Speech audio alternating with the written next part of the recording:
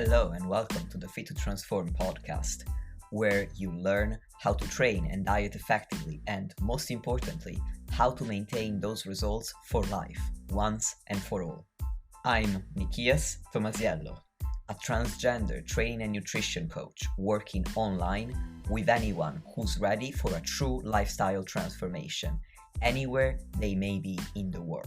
As a friendly reminder, any and all information provided is for educational purposes only. You should consult with your doctor before implementing any changes to your diet and exercise program. With that disclaimer out of the way, thank you for being here. Now grab yourself a cup of tea or pre-workouts and enjoy. Yo, welcome back to the podcast. Today, I have an episode of an actually different podcast from mine.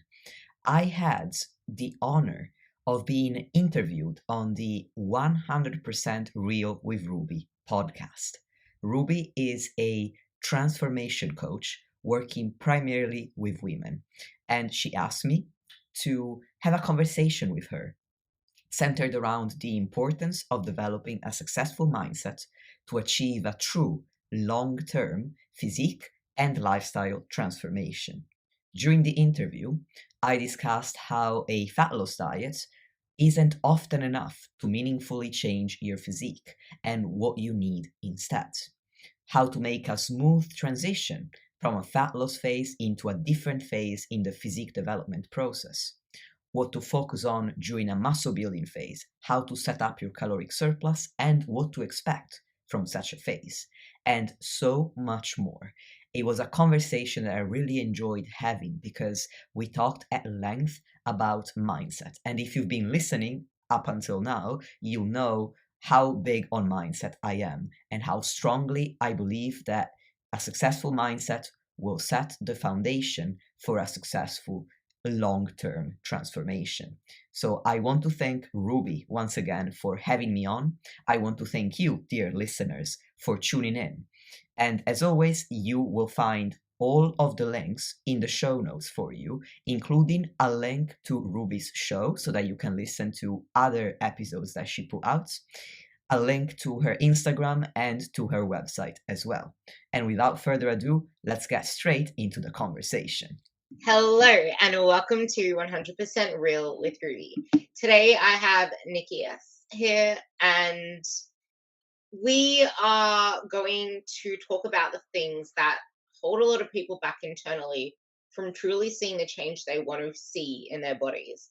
This comes to the missing part of every transformation piece, which isn't really the fat loss part, but we are also going to be talking about the mindset of fat loss towards the end, because everyone is so impatient to get nowhere fast because we really aren't getting to an end destination. There is nowhere to get to.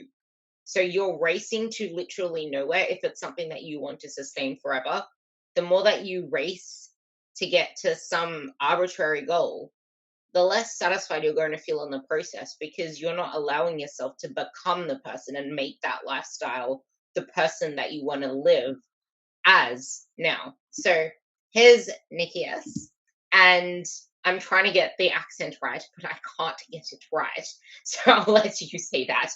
But we're going to start off with the missing part in a transformation, which is allowing yourself to take some time out of fat loss so that you set yourself up for a more effective fat loss phase. So I'll let you take it away. Perfect. Thank you, Ruby. And I am honored to be on your podcast today. And thank you very much, dear listeners, for tuning in and dedicating some of your time to me today. So, as Ruby just said, we're going to discuss the various components of a transformation, starting with a build. And what's important to start with, in my opinion, is pointing out that a transformation is divided into phases. So what I feel a lot of people may miss is the part where they are different components of a whole. So your life isn't going to look exactly the same in terms of the diet that you'll be following and the training program that you'll be following. Where in a fat loss phase, you are going to be in a deficit, but in a building phase, you're going to be in a slight surplus. In a maintenance phase, you're going to be at maintenance calories. I believe that one of the missing pieces for a lot of people is the fact that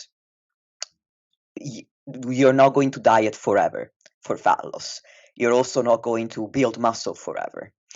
If anything, once you achieve your transformation or you're happy with where you're at, you might decide to maintain forever. That's a possibility.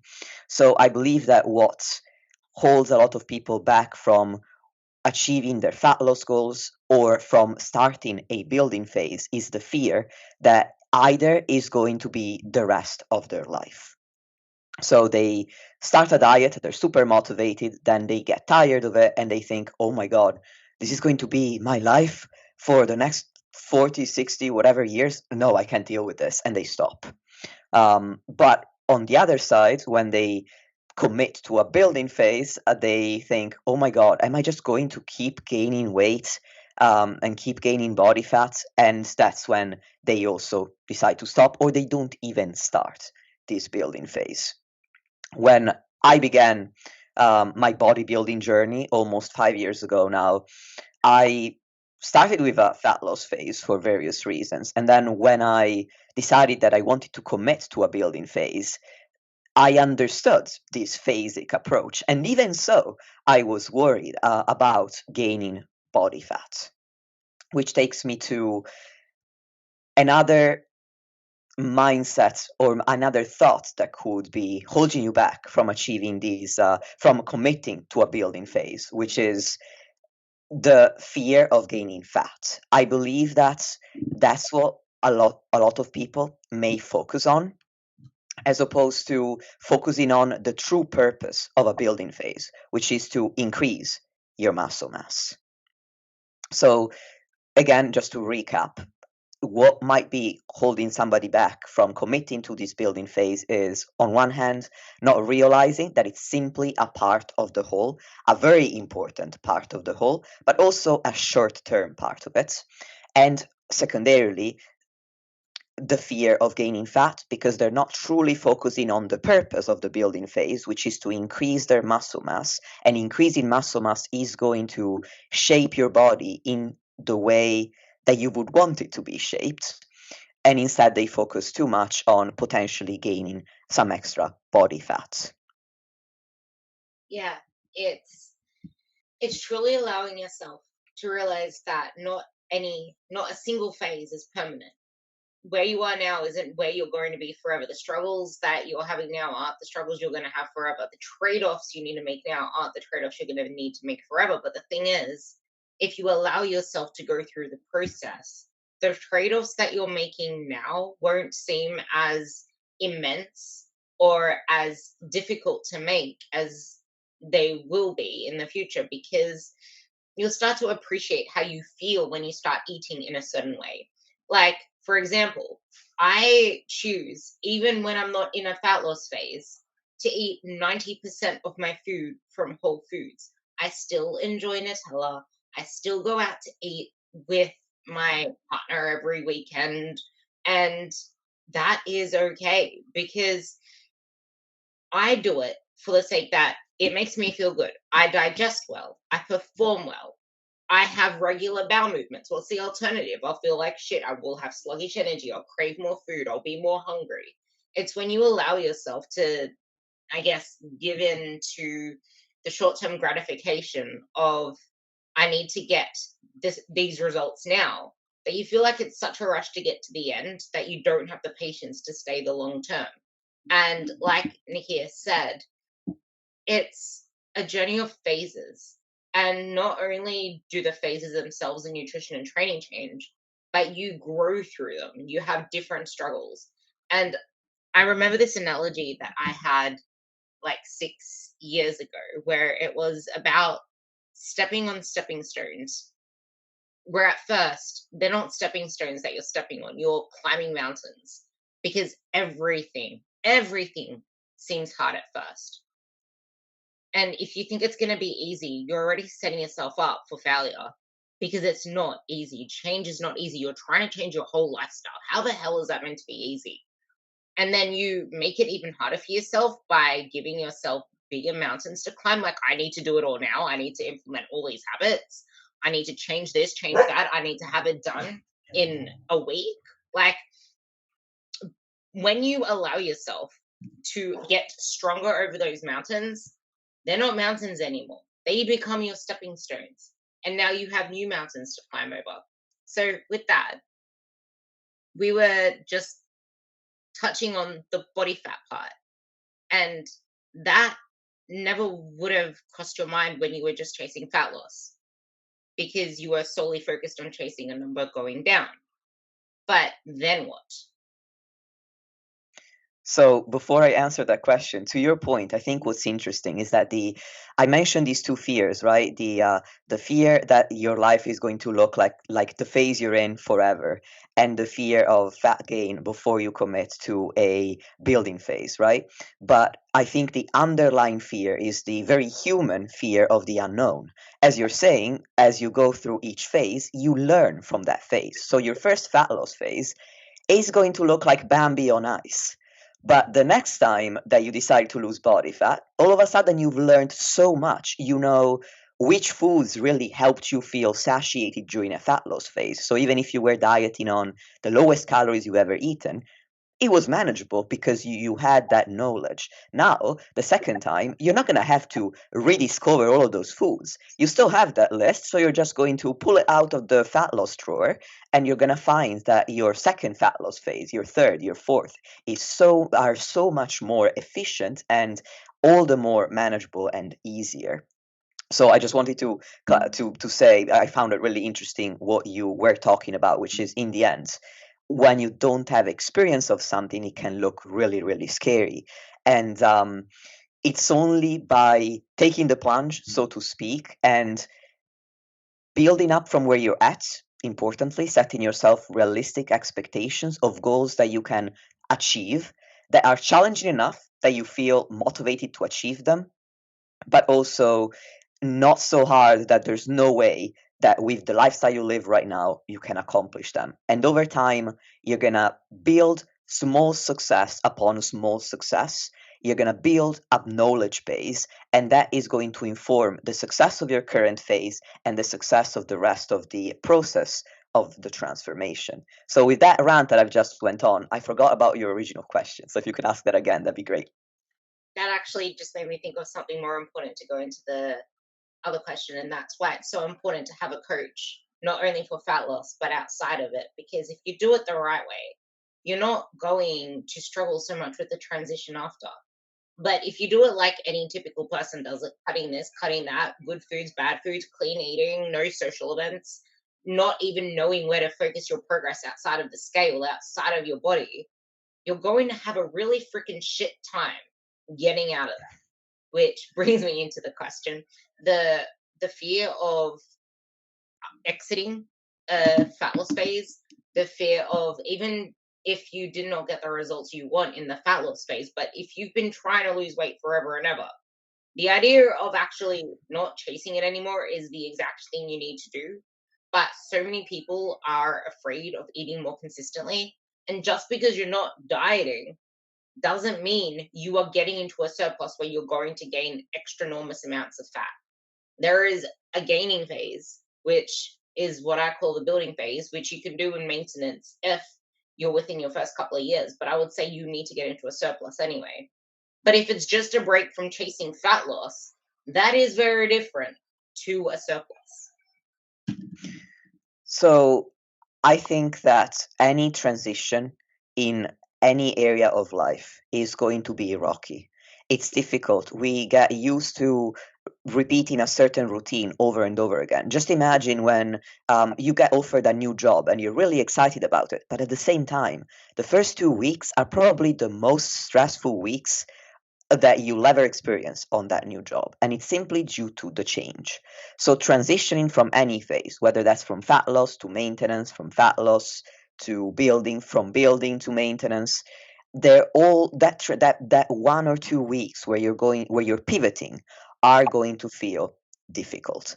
And again, you've now, let's say that you're at the end of your fat loss phase. Most people start with a fat loss phase because unfortunately we do have what's called an obesity epidemic. So many people need to begin with a fat loss phase just to improve their general health. So in some cases, when you carry excess body fat, it can take months, sometimes even years, before you're completely done with a fat loss phase. Not to say that you're going to be in a deficit the entire time. The way I do it, I normally intersperse the deficit with periods at maintenance. However, you are going to be focused primarily on losing body fat for quite a long period of time.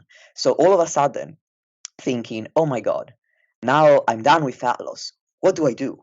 Can feel quite overwhelming because in a way it's a shift of identity for months or years or even a number of weeks, let's say 12, 16 weeks. You've been the person who loses body fat. Now you have to change identity, and that's why this circles back to what I said at the beginning. It's so important to understand that the transformation, a real transformation, is a phasic process, because you don't want to identify yourself as the person who loses body fat. You want to identify yourself as the person who is on a long term lifestyle transformation journey. And that includes phases. So, yes, in some phases, you'll be focused on losing body fat, but that's not the whole point. The point is to truly transform your physique, your mindset, and your lifestyle. So, you don't want to limit yourself to the thought that all you need to do is lose body fat. And that is already going to help a little bit in making the transition less overwhelming. I In do, addition, I do want to add on to that quick identity crisis because I loved the way that you just said that. It's people are addicted to the idea of dieting. Because everyone around you knows you as a person who's always on a diet, always struggling, maybe seeing results and then getting it back again. And that identity of also always struggling, or I always gain it back anyway, that can hold you back as well. yes, absolutely. And in terms of are other ways to smoothen the transition. Now, there's also a component of this identity crisis, this feeling of anxiety that you may feel, that comes down to the fact that you've been in a deficit for a prolonged period of time. And that is, well, you are taking energy away from your body, and that can over time create a host of changes in your body that are called metabolic adaptations, where your body is trying to preserve energy to avoid continuing to lose body fat. It doesn't mean that now it's unhealthy for you to do so unless you're very, very close to your essential body fat levels and going to step on stage. It's simply a defense mechanism that the body has, and that's what's kept us alive even in times of famine in the past. So, due to these metabolic adaptations, some of the changes you could see are an increase in hunger and a decrease in your ability to feel satisfied after a meal.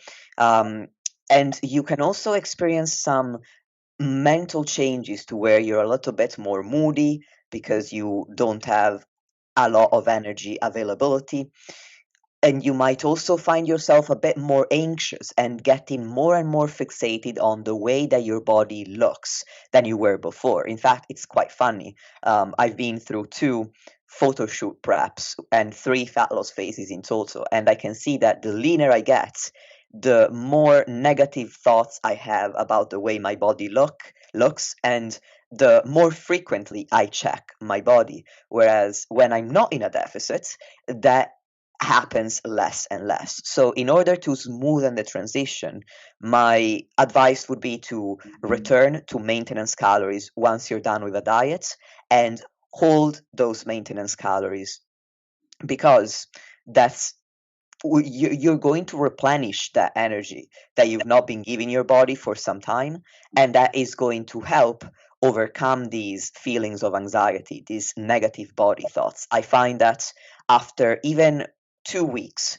where after a deficit where a client has been at maintenance calories, and that has happened to me personally, you have a very different outlook and often much less fear about the next stage in the process because you've allowed yourself to replenish the energy that you had been taking away for the purpose of fat loss.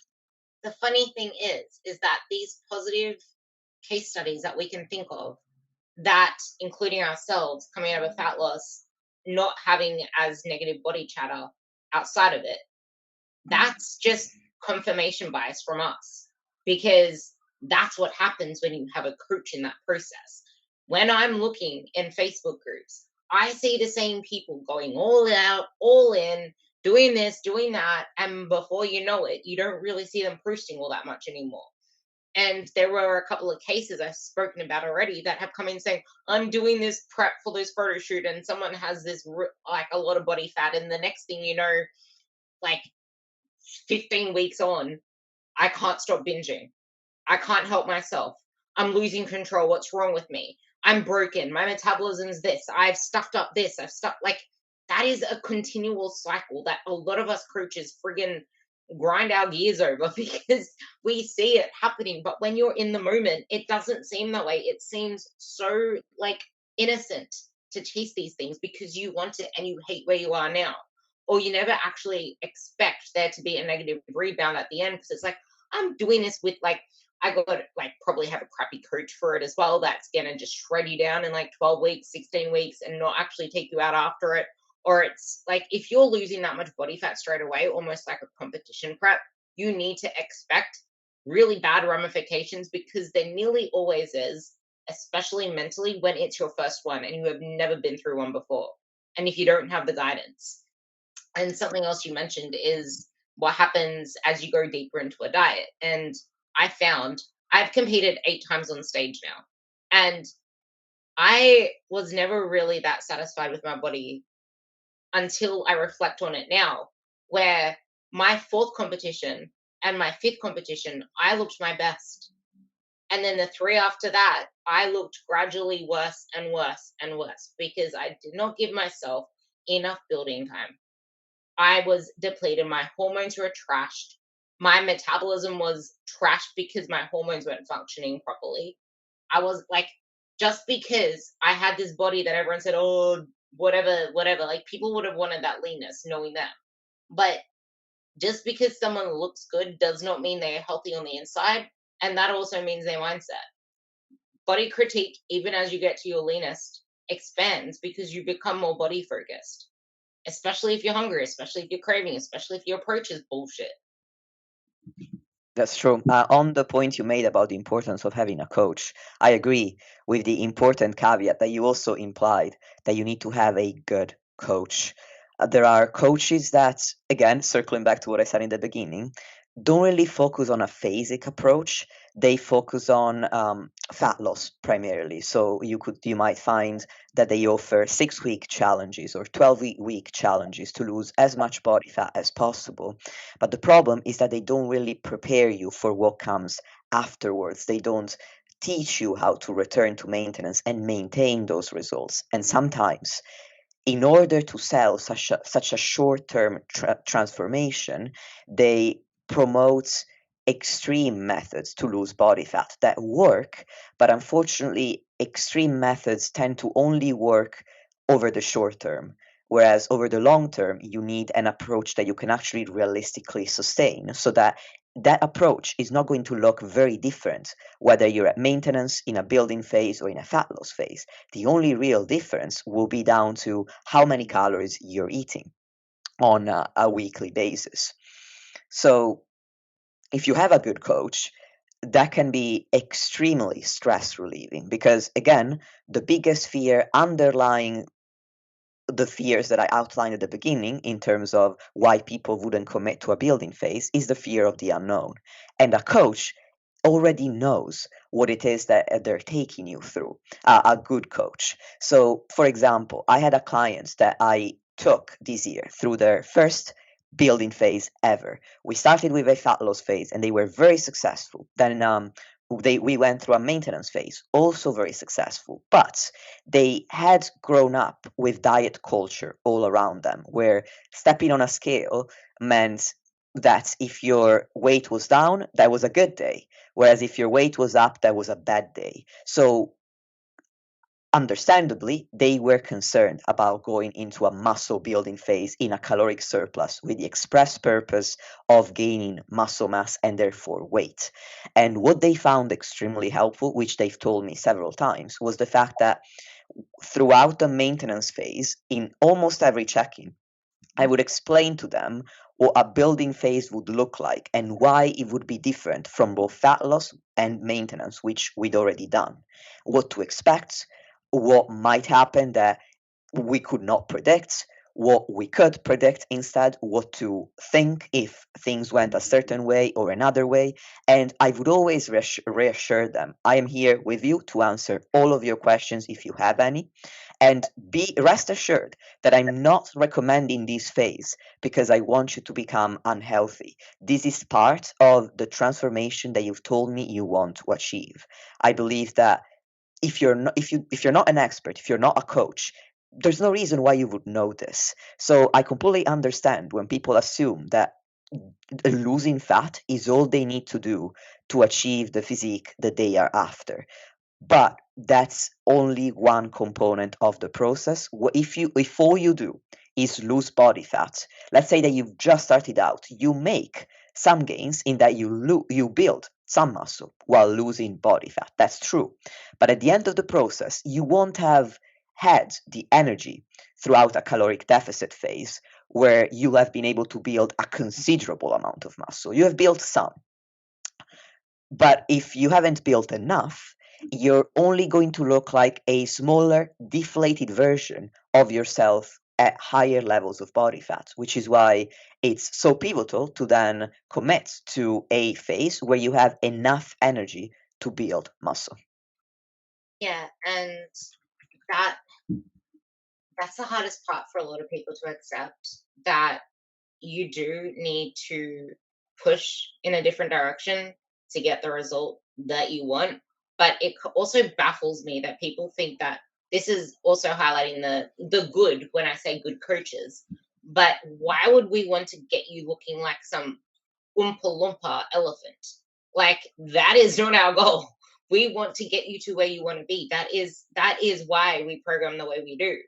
And when you mentioned that there is that reassurance, it's, if all you've been doing is chasing a lower weight on the scale and you still don't see the results that you see in the mirror, why do you think that forcing that pathway harder is going to enhance any results? It's enhancing a system that is expired. And I put up a tweet the other day saying, fat loss is one chapter in a book and it may reoccur, but it's not the whole book. It might come up again in the future, which it most likely will, because once you gain the muscle, you're going to want to reveal the muscle that you just built, depending on if you did a leaner build or a more pushy build. But I think most of us do want to chase the leaner build. It just feels like it's a bulkier build because when you train, you get more blood and carbs and water into your muscles. You feel puffier. And when you have more food in your belly, you feel puffier. And if you're a female and you have more blood in your uterus and water that it retains, you feel more puffier. And that is okay. And you mentioned what to focus on and what to expect. So I'll let you go into that next. What to focus on and what to expect from a building phase. Transitioning into one, yes.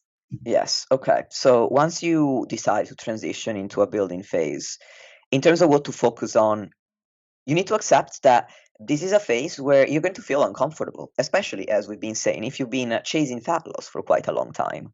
And again, it's only one part of the process, and nothing worth having comes easy. So in every endeavor in life, there's going to be a phase where you're not extremely comfortable, you're not extremely happy where you're at. But you keep going because you know that you're going to get to the end result that you want. it's like when you're going through university and you have to set exams. They are super freaking scary and nerve wracking. And sometimes some people might even say, oh, I hate exams because they're so anxiety inducing, right? But why don't people stop going to university then? It's because they know that at the end, they're going to get the reward, the graduation, the opening of the next chapter of their life. And that's exactly how you want to feel about a building phase. Yes, it might feel uncomfortable at times to carry more weight than you used to, or more weight than you think that you want. However, you are putting on, I like to say, pounds for a purpose. So if you work in kilograms, it doesn't work quite as well. There's no alliteration, but you are increasing your weight for a specific purpose. So since you are in this phase where it's a little bit more uncomfortable to look in the mirror, what I would really encourage people to focus on is performance, because building isn't just about what your body looks like and, oh no, woe is me, now I've got to gain weight. You actually are going to feel quite a bit different. If in a deficit, you can feel quite hungry, you can feel like you're craving food often. And as I said, you might experience some anxiety and more stress than usual. In a building phase, you are going to find, due to the surplus that you are going to have, assuming that you are in a surplus in this phase, you're going to feel more energetic. You're going to feel like you can do so many more things. Your mood is most likely going to be in a better place than when you were in a deficit more frequently. Not to say that just with a surplus, this solves all of your life problems, but it is quite different from a deficit, at least from a mental perspective. And you are going to have a lot more energy to put into your training, which is why focusing on your performance is important, because it is so rewarding. In a deficit, unless you're very, very new to training, you are going to find it harder to make progress. You can, but oftentimes, depending on how reasonable your deficit is and how you reasonably set up your diet is, you may find that it's harder to progress, or it's maybe the only realistic expectation you could have is to hold on to your current level of strength. In a surplus, that is the time to see your progress go up. Again, it depends on your experience level, as I'm sure, dear listeners, you know, if you've been listening to Ruby's podcast for a while.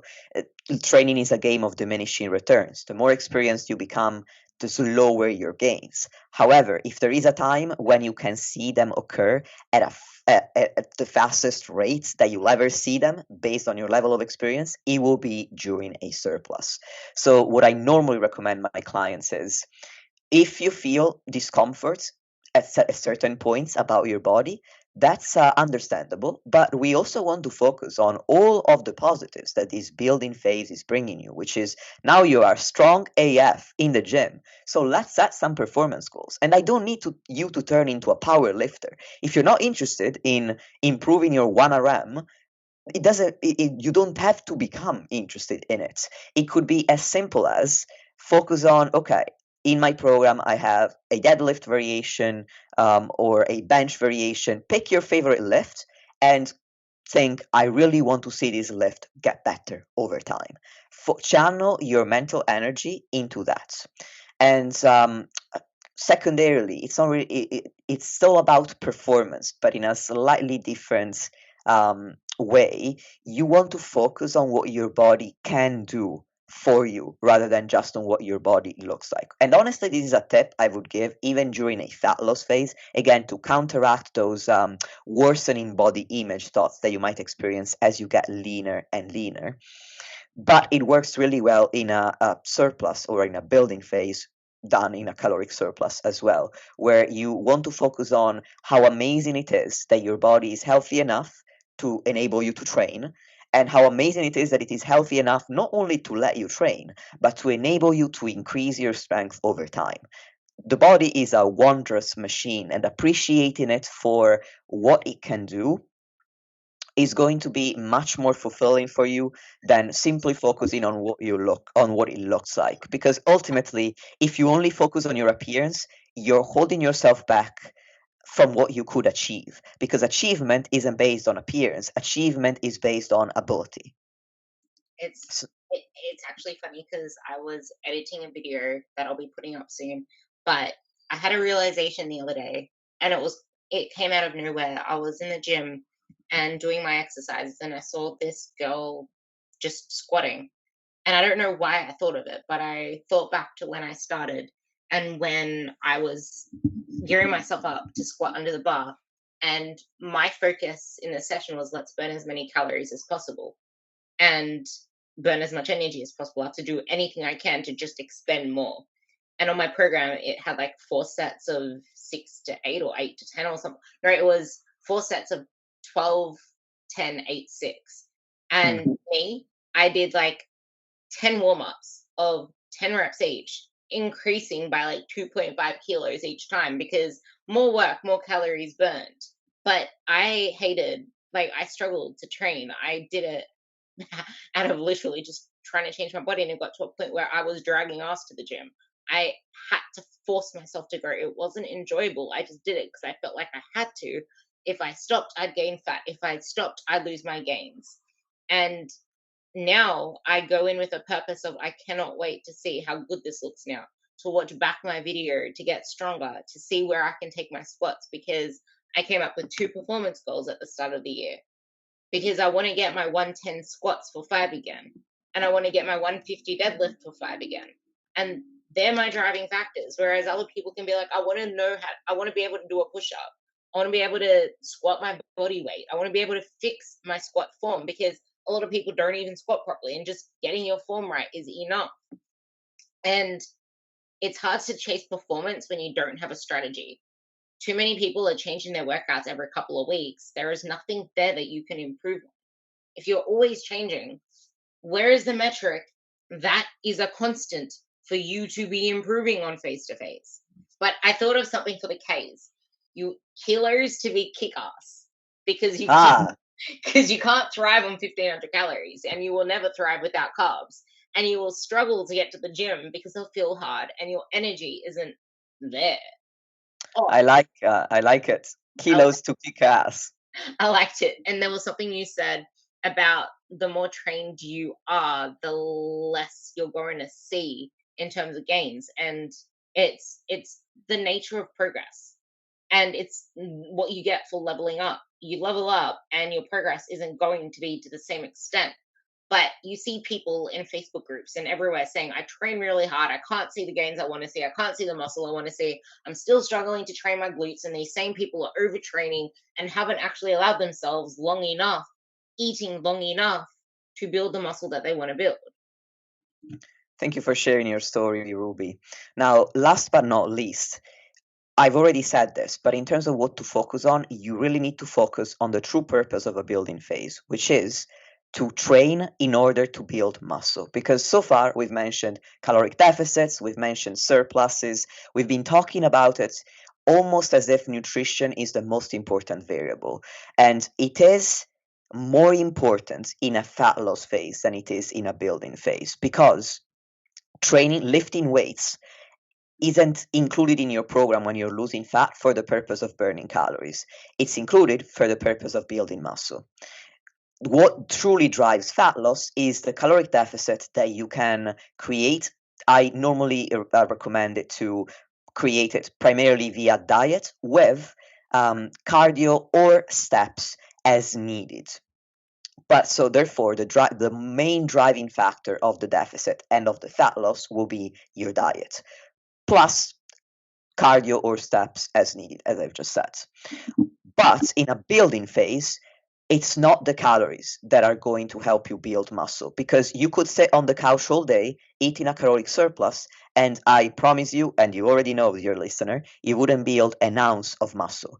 What truly drives, the main driver of muscle growth, is training. So, what you need to focus on is not so much what you look like, not so much how much you're eating. Once you've created a surplus, you don't need to keep overtly focusing on nutrition, especially not at the expense of training, because training is the match that lights the fire of the change that you want to see in a building phase. And that wraps up the answer to the question what to focus on. In terms of what to expect from a building phase when you're transitioning from a fat loss or a maintenance phase, is first and foremost, in a fat loss phase, you would expect that once you achieve a caloric surplus, many people, not everyone, but many people see quick weight loss. And I say weight loss because that's important in the first week or two in a deficit. And the reason why clarifying that the weight part is important is that this isn't only body fat. You're losing some body fat, but you're also losing quite a bit of water, because when we're eating carbohydrates, we absorb them with some water. For every gram of carbohydrate that you absorb, you're going to also absorb about 2 to 3, sorry, grams of water. So carbohydrates comprise the majority of our calories for most people, unless you're trying a higher fat approach for some reasons. So when you go into a deficit, you're trying to maintain your protein as high as you can. You need a certain amount of dietary fat for health reasons. Then normally what people tend to decrease, because again it comprises the majority of our calories in many cases, is carbohydrates. When you cut your carbs, you're going to see those water losses. Now conversely, in a building phase, once you attain a true caloric surplus, you might find that now you see a quick jump in weight in the first week or two. And that is in part, again, extra water weight from the extra influx of carbs. Because, again, you need a minimum amount of dietary fat for health. But beyond that minimum, you don't necessarily get a lot of benefits from increasing fats massively in a surplus.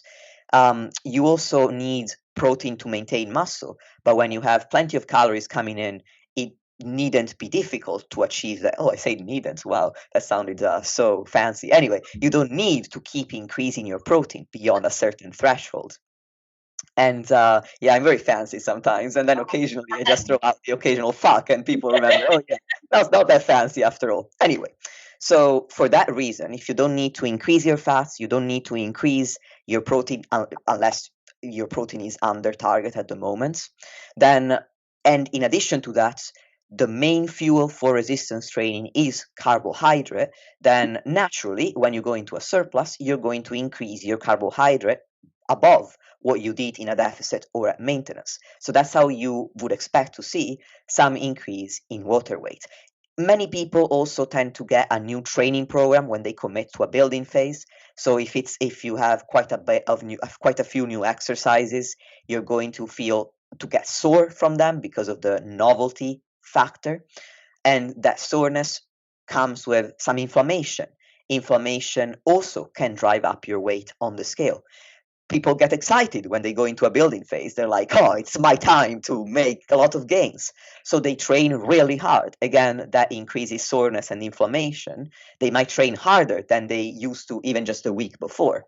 And so for all of these reasons, I would not be surprised or worried if your rate of weight gain was faster straight out of the gates than you would want it to be. And when I when I plan a client's building phase, depending on their experience level and on other factors, I would normally like to see their body weight go up at a rate of 1 to 2% of their body weight gained over a month.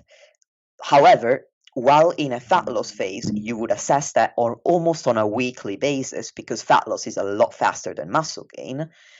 In a building phase, I assess these changes in body weight over a 2 to 4 week period. So I'm not worried if a client gains a kilogram in a week and the target was to gain a kilogram in a month, if we've only just started the building phase, because in the first 2 weeks are honestly a settling period for the body to enter the surplus. So I would ignore those when you're assessing your rate of weight gain progress, and I would focus on thinking if you are gaining weight at a faster rate than you'd expect, that's good news. It means that you've achieved a true caloric surplus, because some people may feel like they're eating a lot, but they're not actually gaining weight on a weekly average basis, and they think like they're quote unquote bulking for a month or two, and then if you look at their weight at the end of the 2 month period and at the beginning, the change is not there. They've essentially only maintained, but because perhaps they've been dieting for so long, now they think, well, I am eating so much more food, but that's only because they went back to maintenance. I love what you just said so much, because it's like you can't just expect the scale to not go up at all and say, oh my god, I made gains. Like, if the scale hasn't moved by the end of the month, you did not make any gains. I'm sorry, but no, you did not lose fat and gain muscle at the same time. That is not how it worked. And to your point as well, it's almost like when people say that they're hardly eating but they're not losing weight. The same goes sometimes for when you're out of a fat loss phase. You are so used to having an empty stomach, not having fullness. It's not your maintenance. You're actually in a slight surplus. And especially for females, you don't need a massive surplus. Females don't need that big of a surplus, but you can't just keep shooting it out of the dark and going like 100 calorie surplus one day, and then you're not hungry the next day, so you don't eat all your food, and then you, at the end of the month, you don't really get any net gain from that. And that was something I did want to say as well, because when I looked back at myself over the 2 years that I struggled to just accept a building phase, I looked the friggin' same. And I'm like, I wasted all of that energy when I had spare time and my business wasn't such a big priority. And I was able to train like 5, 6 days a week and actually fuel for it and recover from it. I wasted all that time not actually putting myself into a surplus to get the gains that I could have had if I wasn't so scared of gaining fat. I am going to push back a little bit against something that you said because I am a contrarian like that. You said that if your weight doesn't change, you can't expect to have lost body fat and built muscle.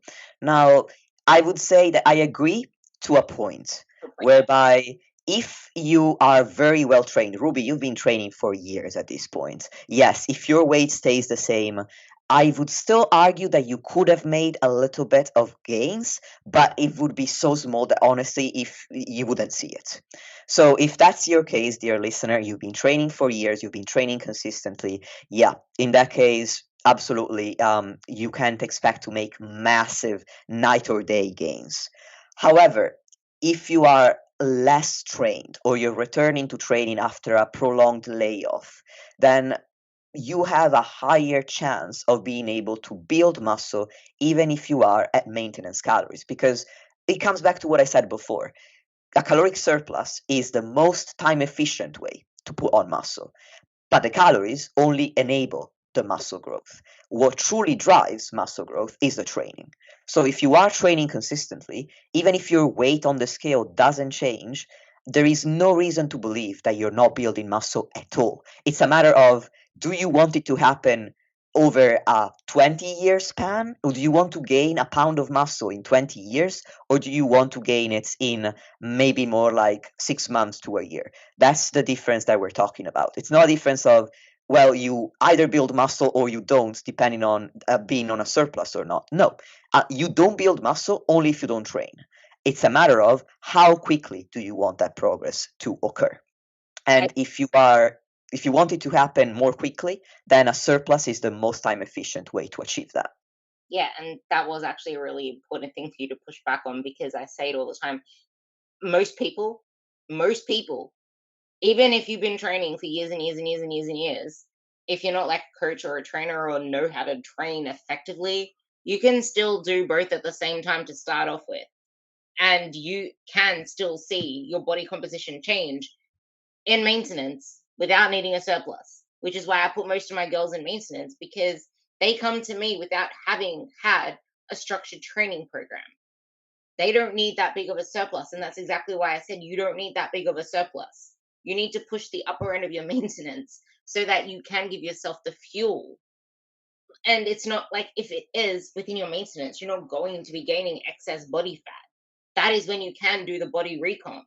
It's realizing that a proper training program is the difference between you struggling to see any changes and wondering why you can't see the glute gains or shoulders or definition that you want, to wondering, why did I never do this before? This is awesome.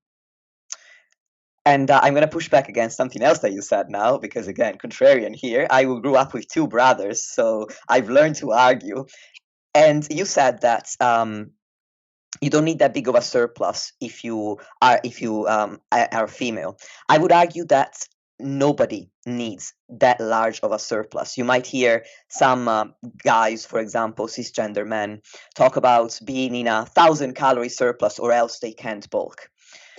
I think that once again the focus is too much on calories when that's not what the best way to measure your progress. It's not about eating as much food as you can possibly stomach. If you want to measure progress in a building phase, you're going to have to focus on your rate of weight gain. So I if somebody asked me how many calories should I eat in order to build muscle, I wouldn't be able to tell them eat 500 calories above maintenance or 300 above maintenance. I would tell them you need to eat the amount of calories that you need in order to see your scale weight go up over time at a rate of about 1 to 2% of gain on top of your body weight every month.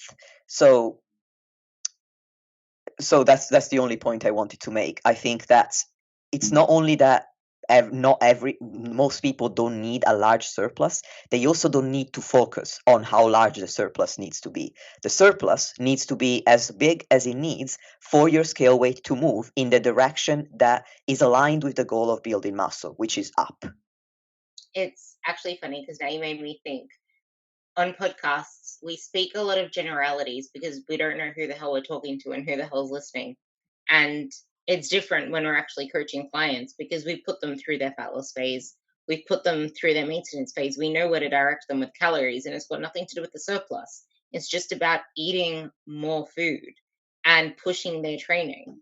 And we get feedback along the way. It's not like, hey, here's your calorie increase or calories above maintenance to eat consistently, go do that and go train. It's like, no, we're actually monitoring the whole process. And I feel like where a lot of people get undone, which is something I see and I know that I can relate to it if I was in those shoes, is I would always be pulling out the seed without letting it blossom if I didn't know that I was on the right path. It's like, why would I want to put all this effort into eating more food, probably getting fat and never being able to lose again, probably wasting all my time, all my energy, blah, blah, blah, and not seeing the results I want to see? Why would I do that if I'm not going in the right direction? And that's where a coach really does come in, because especially when you have your menstrual cycle emotions, PMS, or when you have a wedding date or a vacation and you put on a bikini or whatever, and then you have a trigger point reaction, oh my God, I need to diet. And you haven't even had a freaking breath away from a diet. That's when you keep pulling out the seed before you even let it blossom, and then wonder why you can't see any flowers. And then Yeah. when you have such a bad garden, like you're the one that keeps pulling out the seed. You're speaking to the importance of individualization, which is what I'm implying when I say you need to focus on achieving the rate of weight gain that signifies progress for you. And that is the principle that needs to underline any productive transformation process. You can't rely on what anybody might recommend online when they're speaking in absolute terms. So if they're saying you should eat X amount of calories or you should train this way, it might work. It might well work because most methods work for at least one person. Otherwise, people wouldn't waste their time promoting them. But it might not be the most effective method for you. In any case, just to complete my answer on what to expect during a building phase, after the first 2 to 4 weeks where your body's settling into the surplus and you might see a faster rate of gain, at that point, your body would ideally settle into this rate of gain of 1 to 2% per month that you would want to assess every 2 to 4 weeks. If you have a menstrual cycle, every 4 weeks, depending on how regular your cycle is likely going to be best. When I have a client with a menstrual cycle, I compare apples to apples, meaning I compare their weight during PMS to their weight during PMS the previous month and the following month. If there's a change in the right direction between those three data points, we're making progress. Because if you have hormonal shifts in water weight, you're going to see, generally in many cases, you might see an increase during PMS and in the first days of your periods, and then your weight just drops down. You've not suddenly gained 5 pounds and lost 5 pounds over a span of 2 weeks. It's mostly water weight due to your hormones. So for that reason, I encourage you to look at this over a longer term period. If you have a menstrual cycle, so you look at your rate of weight gain every month. If you don't have a menstrual cycle, then you might want to look at that rate of weight gain every 2 to 4 weeks instead.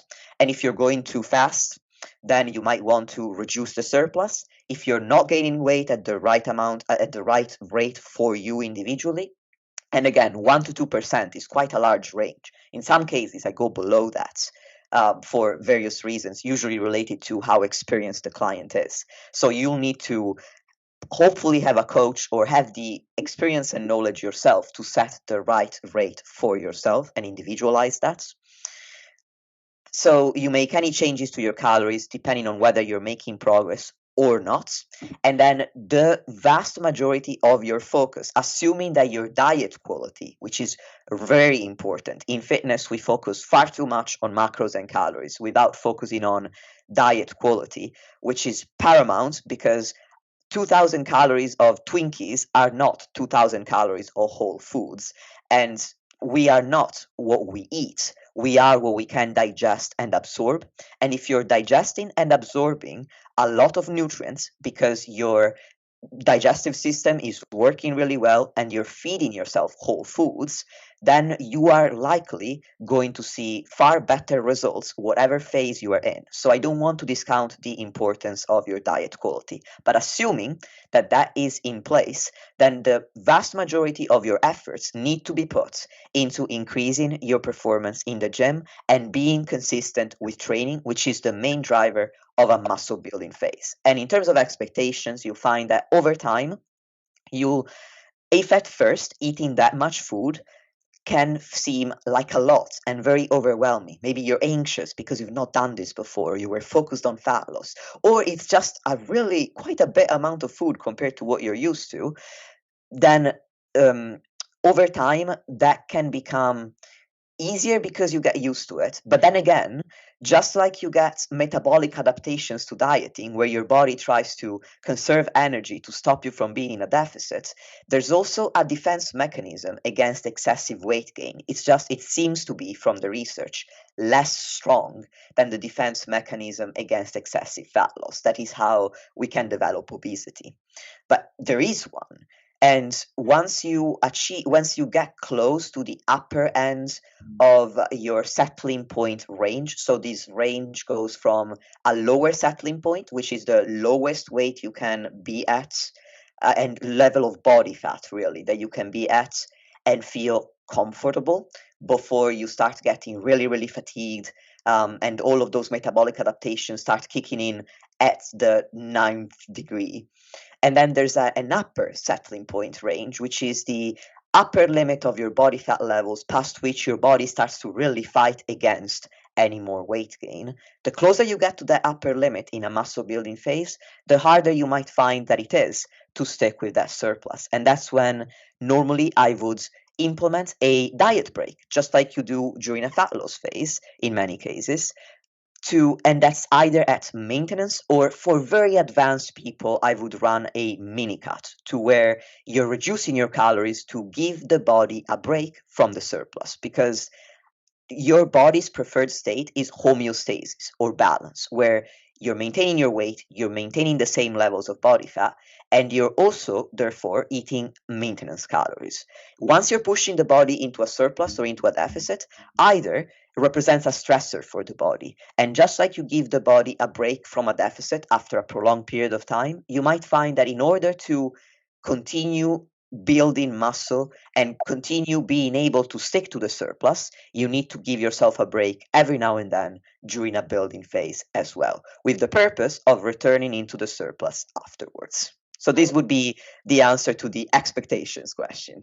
I love that. And you do still need to be intentional outside of dieting, which is why I haven't dieted in years. And I still, if you see my food, pretty much all of it is wholesome foods. On the weekends, it's a different story. But still, most of that, probably 85% on the weekends versus 90% during the week, is still wholesome foods for that very reason. Plus, it has a higher thermic effect. Plus, I will burn a lot more calories eating that way because I will have more energy. I will be able to perform more. Because if you eat like shit and you're sluggish the whole day, you're not going to be burning as much energy through the day because you're going to be a couch potato and not an energizer bunny kind of thing. I would only say that I wouldn't focus on the calorie burning effect of eating whole foods, because the purpose of eating a healthful diet is to have the energy levels, the mental focus to thrive and to pursue whatever goal might be at hand, whether that's building muscle, losing fat, or maintaining and trying to build muscle despite being at maintenance calories. That is the purpose of eating in a certain way. It's not really to burn more or fewer calories, at least from my perspective. I like that because that's also a mindset shift away from the calorie burn towards something that actually enhances you as a person. And that's how you should see most things. Because if everything's just focused around numbers, that's not qualitative, that's quantitative. And qualitative is where you live. And sometimes a coach's job is also to stop you doing dumb crap instead of just telling you to do something. It's stopping you from changing your macros every knee jerk reaction you get because you feel a little bit fluffy or whatever else.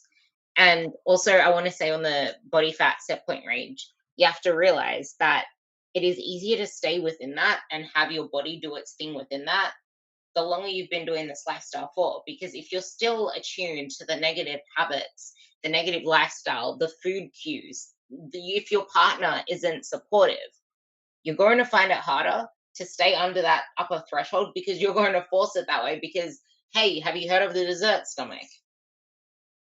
That is true. And I believe that an important mindset shift that underpins a truly successful transformation comes back to what I said in the beginning, understanding that it's a phasic approach. And what I mean by that in the context of calories is to detach yourself from the belief that eating as few calories as possible is quote unquote good, and that eating a lot of calories, and what people mean by a lot is very relative too, so it really makes no sense to feel that way. But to detach yourself from the idea that eating a lot of calories is quote unquote bad.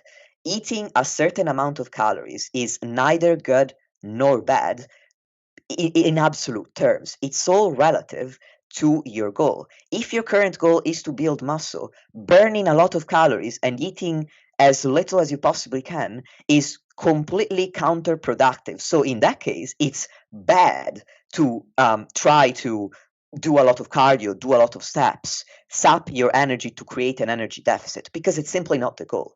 It's not part of that phase. But when you're pursuing fat loss, then burning more calories creates a larger deficit. It helps you along towards that goal. So in that case, we could call it quote unquote good. So what's important is to understand that, again, each tool isn't good or bad per se. It's appropriate to the goal or not appropriate to the goal. And if you can make that mindset shift and start appreciating every tool depending on the goal that you're pursuing, you're going to get very far in your physique development journey. Because you summarized that really well, I really want to just highlight one of the posts you put up on your page, which I loved, because it's something that all of us good coaches reiterate, and that's it's not about discipline or wanting it bad enough or willpower. It's about having the right method for you. And like we said in here, it's phasic, it's individualized, it's learning through the trenches of going through it and not trying to fit your health and fitness around your life. It's as in fit your life into health and fitness. It's about adapting it to your lifestyle, but realizing at the same time that your lifestyle right now isn't serving you. So you are going to need to change. It's just you need to fit it in to gradually do it there. And doing all the right things and ticking the boxes isn't enough to see results. You need to do it consistently for long enough. So I'm going to let you summarize what I just said there because I got some of those points from your post and I really liked it. Well, first of all, thank you for reading my content. I really appreciate that, and I'm glad that you found it valuable because it gives me hope that other people will do as well. And if I were to summarize the conversation we've had and just leave our dear listeners with a few learning points, it would be understand that the process of making a true lifestyle, physique, and mindset transformation is divided into phases, that in order to make the best progress that you're capable of, you need an individualized approach. And that every phase will get easier over time as you gain more experience, but you can only gain more experience if you're consistent. And consistency needs to underpin every aspect of your transformation journey, because you could be optimizing absolutely everything for a single day. Would that lead to you making the utmost progress you possibly could? No, you would look the same tomorrow. But doing being 80 to 90% consistent for months and years, where not everything is optimal because your life is in flux and you need to adapt your targets to the season of life that you're in. But at any point in that life, you're trying your best to be as consistent as possible. That is going to net you far more results than a single month where you're knuckling down with the most quote unquote optimal approach that is unsustainable in the long term, and then falling off track, so to speak, or abandoning that approach because you simply can't truly sustain it as part of a new lifestyle. I freaking loved that. That is bloody awesome. Can you guys please stop this and rewind it back like 5 minutes and actually write that down? Because having that on a vision board, on a wall, actually having it written down for you to look at is probably the best reminder that you could ever have in your journey. Because without that, you're left with impatience and, like you said, falling off track. So I hope you gained more than 10 nuggets of wisdom from this because there were quite a few. And if you found this of any benefit, please let me know and let Nikias know as well. And I will have his Instagram handle down below and you can go find him as well. But honestly, write it down, read it over, and remind yourself you're human, you're not a robot. Things aren't meant to be perfect, and they never will be because that in itself is subjective. Well, Ruby, I just wanted to say thank you so much for giving me the opportunity to speak on your platform. I truly appreciate it and I really enjoyed the conversation. And dear listeners, if you want to reach out to me, please do go to my Instagram. I am very chatty, as you might have caught on by now due to the length of this podcast. But also, you can reach out to me via email at fit2transform@gmail.com, or on my website, which is fit2transformtraining.com.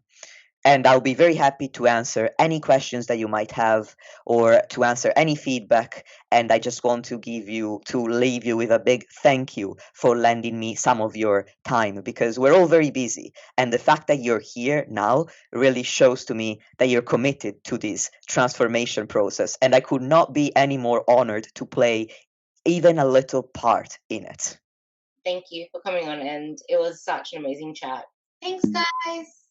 Thanks again for listening. I hope that you enjoyed it. It was interesting for me to be a guest instead of a host for once. I felt a little awkward in the beginning, but I feel like I got better as the interview went on. So hopefully you got something valuable out of it. And as always, if you want to let me know what you thought, or if you have any questions, you can email me at fit2transform@gmail.com. And right now, I'm also open to new clients. So if you're interested in working with me, please use the links in the show notes to apply for online coaching. Thanks again for listening, and until next time.